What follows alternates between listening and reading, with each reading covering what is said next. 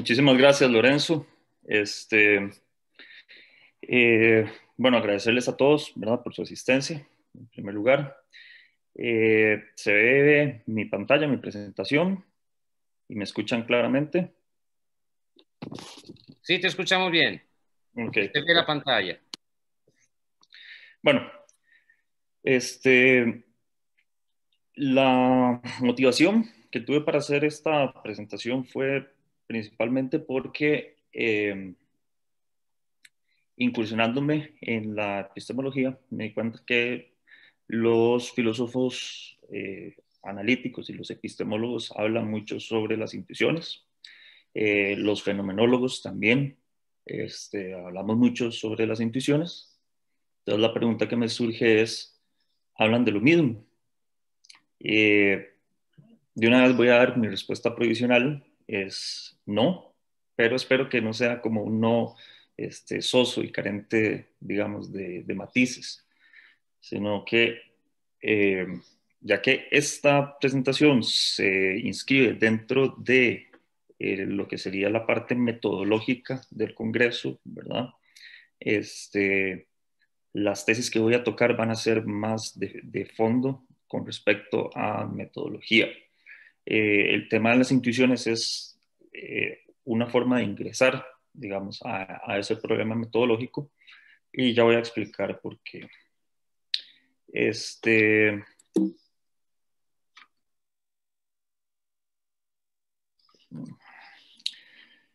eh, las posiciones metodológicas problemáticas que hay, digamos, a la hora de conversar entre fenomenología filosófica, que es en el sentido en el que estoy hablando, el de la tradición husserliana, eh, que difiere de la fenomenología experimental a la que hizo referencia el doctor Alan anteriormente en la conferencia pasada. Son completamente diferentes y su metodología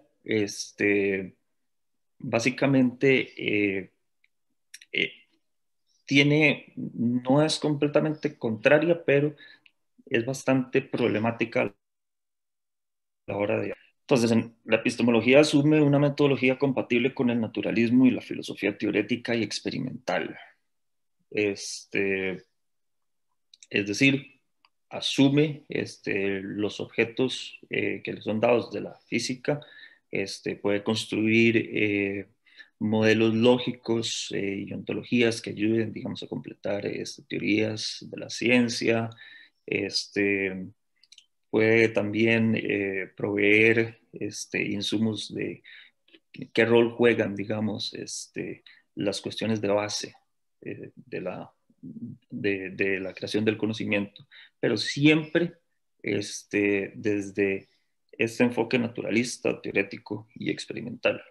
La filosofía fenomenológica eh, clásica, digamos, rechaza de entrada el naturalismo y postula que la filosofía no debería tener un método que se asemeje al de las ciencias. Es decir, que la fenomenología tiene su propio método y no es el mismo que el de las ciencias, ni es el mismo que el que están usando los epistemólogos. Eh, el ámbito para poder dialogar en el problema epistemológico de las intuiciones,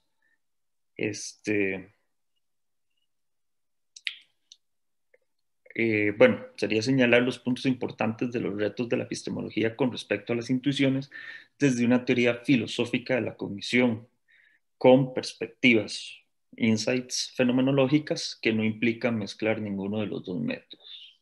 No sé si esto queda claro, pero bueno, si no, después ahí me pregunto. Un ejemplo de cómo esto ha ocurrido en el pasado fue la influencia que tomó la fenomenología experimental, aquella en la que se inscribe el doctor Alan, quien acaba de presentar, presumo yo, ojalá no me esté equivocando, que surgió a partir de Carl Stumpf y Albert Michot, este, que fueron contemporáneas con los desarrollos fenomenológicos de Brentano y de Husserl. Estas nociones, digamos, de Brentano y de Husserl influyeron fuertemente, ¿verdad?, en la fenomenología experimental. La fenomenología husserliana, por un lado, se propuso analizar y describir lo puramente, digamos, la pura naturaleza de lo mental, es decir, la forma presentacional de los objetos, tal como parecen a la conciencia subjetiva, ya sean conceptos de números conectados con la existencia de los momentos de la forma en el sentido de la gestal, en el proceso de construcción de la multiplicidad de objetos, apariencias visuales y sus modos de aparecer, la perspectiva sombreada de un objeto debido a la sinestesia y al color, las formas de agrupamiento y multiestabilidad, relaciones de similitud, entre otras.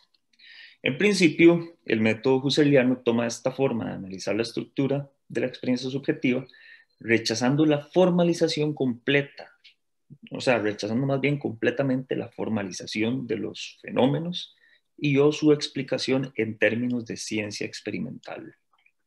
Es una afirmación fuerte, ¿verdad? De inicio. El camino que traza Husserl dice que para tratar sobre los fenómenos tenemos que rechazar completamente la formalización completa de los fenómenos y la explicación de los mismos en términos de ciencia experimental. Por otro lado, basándose en sus orígenes aristotélicos, la fenomenología experimental de Stump y de Michot engendró la destacada tradición de investigación experimental que culminó con la psicología de la Gestalt, cuyos principios nunca han sido fuertemente polémicos con las ciencias cognitivas y que hoy despiertan renovados intereses en neurociencias, como lo hizo ver el doctor Alan, por parte de especialistas como por ejemplo Arthur Bedeau, Mühlen, Kovacs, Fecheri, Gilles, Todorovic, etc. Todos ellos son neurocientíficos que trabajan con la fenomenología experimental. Entonces, una definición clásica de fenomenología experimental, su área de investigación y su desinterés es proporcionada por Michot, quien escribió lo siguiente acerca de sus experimentos realizados en su laboratorio en Lovaina. Nuestra investigación en Lovaina, particularmente sobre la visión, parece demostrar que algunos fenómenos, o más precisamente, ciertos fenómenos que poseen características específicas que ocurren a nivel de la percepción corresponden a conceptos fundamentales para nuestra espontánea concepción no crítica del mundo físico. Estos incluyen la realidad de cosas, la persistencia de su idealidad sustancial durante el cambio, desplazamiento o transformación, la continuidad de su existencia, a pesar de la discontinuidad de su presencia en nuestra experiencia, y las acciones que realizan sobre otro, es decir, causalidad en relación con unos a otros. Entonces, lo importante de recalcar con este ejemplo es que, en principio, no hay exclusión mutua entre las operaciones mentales descritas por Husserl como observaciones simples de los fenómenos que aparecen en el campo visual a nivel de presentación. Cuando Husserl se refiere a simples, se refiere a que ya han pasado por la reducción, entonces no presuponen ninguna postura metafísica previa, sino que se accede a las cosas tal y como son, ¿verdad? No parece haber ninguna mucha contradicción entre esta forma de presentación del campo visual de las observaciones simples de Husserl con la observación y descripción a los que estos fenómenos están sometidos. Cuando Husserl dice simples, ¿verdad? Quiere referirse a este carácter experiencial directo. Esto no entra en ninguna contradicción con el aspecto enunciado por Michot de que la realidad experiencial se construye sobre la base de la continuidad espacio-temporal subjetiva de la presentación.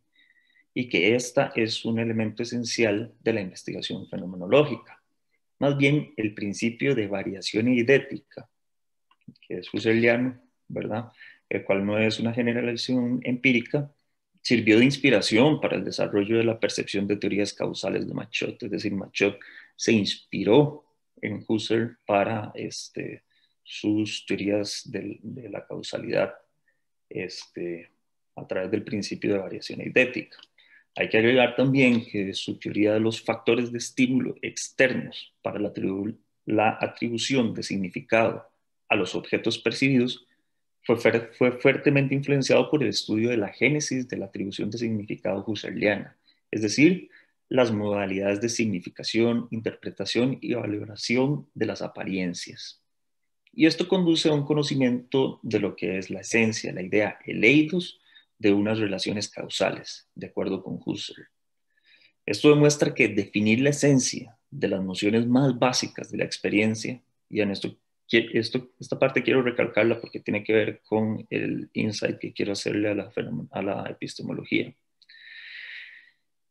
Todas estas dos tradiciones, trabajando en conjunto desde hace más de 100 años, demuestra que definir la esencia de las nociones más básicas de la experiencia no es una tarea fácil, por lo que la fenomenología filosófica y la experimental y las ciencias cognitivas podrían entenderse como un proyecto interdisciplinario en el que se nutren mutuamente, aunque sus intereses, resultados y metodologías sean distintas. Si aceptamos una postura absolutamente naturalista, entonces podríamos pensar que esta labor le corresponde únicamente a las ciencias cognitivas. Y ya, ¿para qué hacer filosofía de eso? Si adoptamos esa postura naturalista completamente. Pero considero insatisfactorio que la filosofía no se proponga aclarar los principios que ponemos a la base de las teorías, porque ponemos estos principios a la base de las teorías no solo en ciencia, sino también en filosofía. Entonces la filosofía misma tiene que encargarse de clarificar estos principios que ponemos a la base de nuestras teorías, pues esto no solo afecta a la ciencia, sino al conocimiento filosófico. Dicho esto, paso a presentar los desarrollos para comprender las intuiciones que se discuten en epistemología actualmente. Perdón, aquí no sé por qué me devolví. Bueno, antes de pasar, digamos, a, a mencionar rápidamente las propuestas más relevantes de qué se entiende por intuiciones en epistemología, hay que hacer ciertas aclaraciones conceptuales. Los epistemólogos hablan de intuiciones y los fenomenólogos también, no están hablando de lo mismo. Sin embargo, ambos métodos apuntando hacia la explicación, definición y justificación de lo que son las intuiciones. Entonces, antes de pasar digamos, mencionar, porque solamente voy a mencionar, digamos, unas cuantas dentro de muchas de los desarrollos que ha hecho la epistemología para explicar o justificar, digamos, las intuiciones, voy a hablar de el papel de las intuiciones antes de decir qué son las intuiciones. Las intuiciones, desde la epistemología, parecen desempeñar un papel en dos contextos. Por un lado, se presentan como el tipo de evidencia que se genera en la utilización de experimentos mentales. Realizar un experimento mental es describir un escenario imaginario para evocar intuiciones sobre lo que sucedería si el escenario descrito realmente se obtuviera. Estas intuiciones se utilizan luego como evidencia a favor o en contra de una tesis con un destino particular.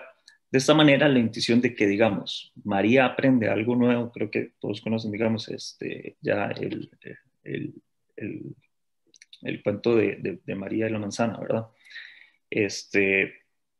María aprende algo nuevo acerca de los colores cuando percibe por primera vez un tomate. Esto sirve como evidencia contra el fisicalismo, ¿verdad? Este tipo de experimentos mentales sirven para dar este tipo de intuiciones. Por otro lado, la historia de la filosofía contiene muchos ejemplos de proposiciones más generales que parecen ser probables candidatas a justificación intuitiva. Además de las intuiciones sobre verdades lógicas en matemáticas, los filósofos mencionan la intuición de que los colores fenomenales son incompatibles, que los hechos morales y estéticos sobrevienen a los hechos físicos y psicológicos, que la relación parte todo es transitiva sobre el campo de regiones, o que la congruencia es una relación simétrica. En todos estos casos parece que tenemos una clara justificación para creer en la proposición en cuestión. Al mismo tiempo, sin embargo, nuestra justificación parece ser independiente de la experiencia sensorial, la introspección o la memoria. Sin embargo, no parece del todo descabellado suponer que estamos tratando aquí con ejemplos de justificación intuitiva. Entonces, las propuestas más importantes actualmente, ¿verdad? En epistemología sobre teorías de la intuición, voy a mencionarlas nada más, pueden ser vistas como manifestaciones de nuestra competencia semántica, incluso sin características fenomenológicas algunas. Pueden comprenderse también como una forma de acceso en primera persona de nuestros conceptos, según Goldman. Pueden comprenderse como liberaciones de la cognición heurística, según Wetherson. Son al menos algunos de ellos producto de nuestra capacidad de mentalización psicológica popular. Son percepciones racionales derivadas del contacto mental neoaristotélico con los universales mismos.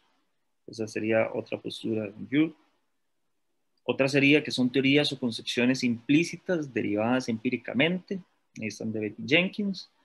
Son simplemente una especie de juicio en general, de acuerdo con Williamson, o son la aplicación de competencias inferenciales de primer orden refinadas, Ikawa y Jarvis.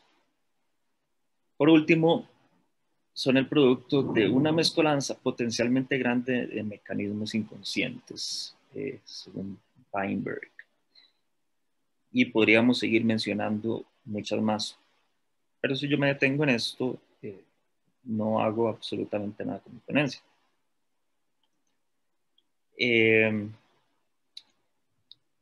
Si es el caso de que si para dialogar con la epistemología hay que aceptar una naturalización, ese es el problema metodológico de fondo, que sería, digamos, como hacia donde apunta, digamos, mi ponencia. Si es el caso, que si para dialogar con la epistemología hay que aceptar una naturalización de la fenomenología, esto no tiene sentido para los fenomenólogos. Es decir, yo entiendo lo que están haciendo fenomenólogos, que sí se pueden considerar fenomenólogos, ¿verdad? De fenomenología aplicada, Gallagher y Zahavi, digamos, en donde se aplica la fenomenología y la investigación fenomenológica en la filosofía de la mente, y eso contribuye a las ciencias cognitivas. Eso es completamente fenomenológico, no hay ningún problema con eso. Pero ya han estado apareciendo propuestas, voy a ponerlas aquí, por ejemplo, bueno, este es como el texto de Gallagher y Zahavi. Han, han habido propuestas de naturalizar la fenomenología, lo cual, por lo que se explicó, digamos, de la metodología, parece un sinsentido para los fenomenólogos, o incluso hablar de una fenomenología analítica, lo cual a mí me parece sumamente problemático, algo muy aventurado y que está lejos de lograrse. Si es el caso, por otro lado, que para dialogar con la fenomenología, la epistemología tenga que sentir interés por los conceptos y abordajes fenomenológicos, lo que por lo visto en las definiciones del caso de las intuiciones es claro que no es así. Todos los abordajes que mencioné anteriormente, ninguno hace referencia a conceptos o insights de la fenomenología filosófica, los que acabo de leer en la anterior. Entonces es claro que no hay interés por esos conceptos y abordajes fenomenológicos. Podría haber diálogo si la fenomenología sintiera interés en nuestros conceptos fenomenológicos. Y dado que estos dos enunciados concuerdan con lo que sucede actualmente, es decir, que para la fenomenología no tiene sentido naturalizarse y que para los fenomenólogos los conceptos de la filosofía fenomenológica no les dicen nada, podemos concluir que el problema metodológico se traduce en que a los fenomenólogos expertos no les interesa conversar con la epistemología y a los epistemólogos expertos les parece que la fenomenología no contribuye en nada a estas investigaciones. Sin embargo, se puede realizar una consideración fenomenológica a los desarrollos epistemológicos y viceversa. Los fenomenólogos dirían, para construir teorías filosóficas de la experiencia subjetiva en las que se pretenda llegar a los conceptos de base, como en este caso las intuiciones, el abordaje logicista, matemático y científico tal vez no es el mejor, pues es muy abstracto como para comprender cabalmente estas nociones. Tal vez un abordaje riguroso sobre la experiencia subjetiva, que se enfoca más en lo inmediato de la experiencia, puede proveer mayor comprensión de la esencia de estos conceptos de base, pues es propio de la fenomenología filosófica ir a las bases evidenciales. Entonces, la observación se formularía de la siguiente manera. Ya que tienen preocupaciones sobre conceptos de base y la fenomenología tiene como característica llegar a las bases de la experiencia subjetiva, tal vez este abordaje nos pueda decir algo que ustedes no están viendo. La contraobjeción de los fenomenólogos, de los epistemólogos a los fenomenólogos es, ¿por qué en tantos años de tradición no nos han dicho nada relevante para nuestras investigaciones? Y ese es el problema de fondo metodológico. La conclusión es que la ausencia de diálogo entre fenomenología y epistemología, como yo di, digamos, el ejemplo de cómo comenzó la fenomenología experimental y la fenomenología filosófica y cómo los insights de la fenomenología filosófica influyeron fuertemente en la fenomenología experimental, nos damos cuenta que sí hay vías. Voy a nada más presentar también aquí un título, por ejemplo, de Harald Wittich, es un fenomenólogo y físico sueco que está haciendo aproximaciones fenomenológicas a la física. Bueno, ya di el ejemplo de cómo la fenomenología no tiene ningún problema en dialogar con la ciencia. No tiene ningún problema en proveer insights para la ciencia. El problema que tiene es en proveer insights para la epistemología misma, por el problema metodológico. Y esto no creo que sea un problema duro del método, de imposibilidad metodológica. Lo voy a leer. La ausencia de diálogo entre fenomenología y epistemología no es esencialmente por problemas de contradicción metodológica que sean irresolubles, sino especialmente por la falta de interés de los expertos de ambas tradiciones en ponerlas a dialogar. Y eso fue la conclusión de mi ponencia. Muchas gracias.